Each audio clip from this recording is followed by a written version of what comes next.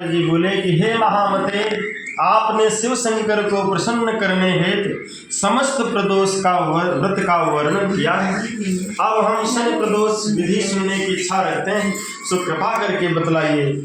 तब श्री सूत जी बोले कि हे ऋषवरों, निश्चात्मक रूप से आपका शिव पार्वती के चरणों में अत्यंत प्रेम है। मैं आपको शनि त्रयोदशी व्रत के विधि का बतलाता हूँ, आप लोग सुनिए। पुरातन की कथा है कि एक निर्धन ब्राह्मण की स्त्री दरिद्रता से दुखी हो सांडिल्य ऋषि के पास जाकर बोली कि हे महामुनि, मैं अत्यंत दुखित हूँ, दुख निवारण का उपाय बतलाइए। मेरे दोनों पुत्र आपकी शरण में हैं। मेरा ज्येष्ठ पुत्र का नाम धर्म जो राजपुत्र है और लघु पुत्र का नाम शुचिव्रत है। हम दरिद्र हैं, आप ही हमारा उद्धार कर सकते हैं। इतनी बात सुनकर ऋषि ने कहा कि शनि प्रदोष व्रत करने के लिए कहा तो तीनों प्राणी बड़े ही भाव से प्रदोष व्रत करने लगे। कुछ समय पश्चात प्रदोष व्रत आया।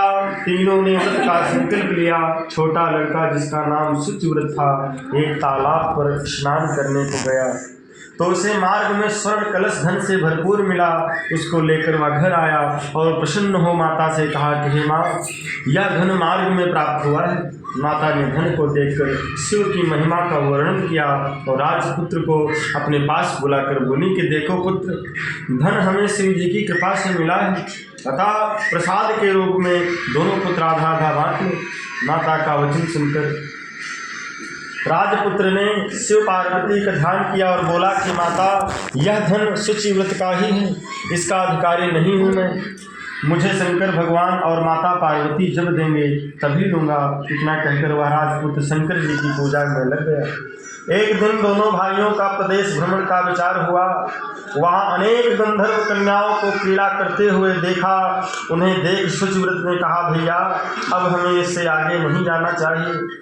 इतना कहकर शुचिव्रत उसी स्थान पर बैठ गया, परंतु राजपुत्र अकेले ही स्त्रियों के बीच में जा पहुंचा। वहां एक स्त्री अति सुंदरी थी। राजकुमार को देखकर मोहित हो गई।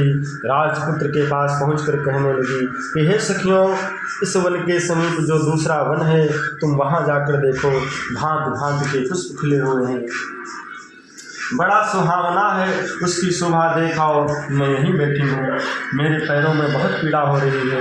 ये सुनकर सब सखी दूसरे वन चली गई। वह सुंदर राजकुमार की ओर देखती रही। इधर राजकुमार भी काम दृष्टि से निहारने लगा।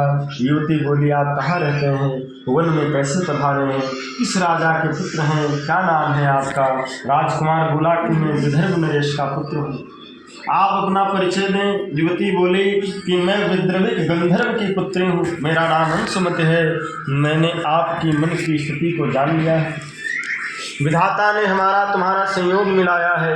युवती ने मोतियों का हार राजकुमार के गले में डाल दिया।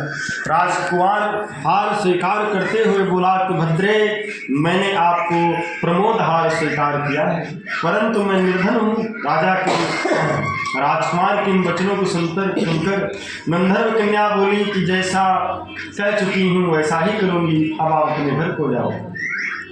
इतना कहकर गंधर्व कन्या सखियों के साथ जा मिली।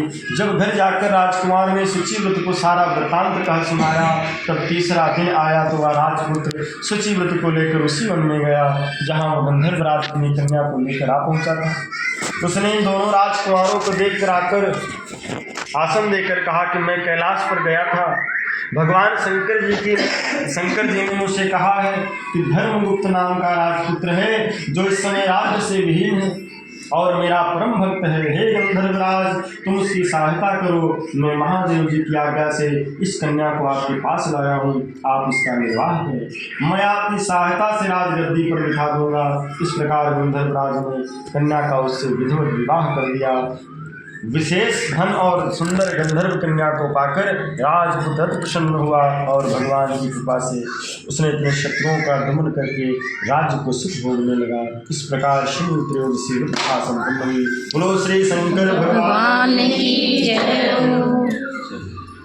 जय। गणेश गिरिजासुर मंगल मूर्ति सुजान, कहते हो दास तुम देव अभय वरदान, सियावर राम जय जय राम, जय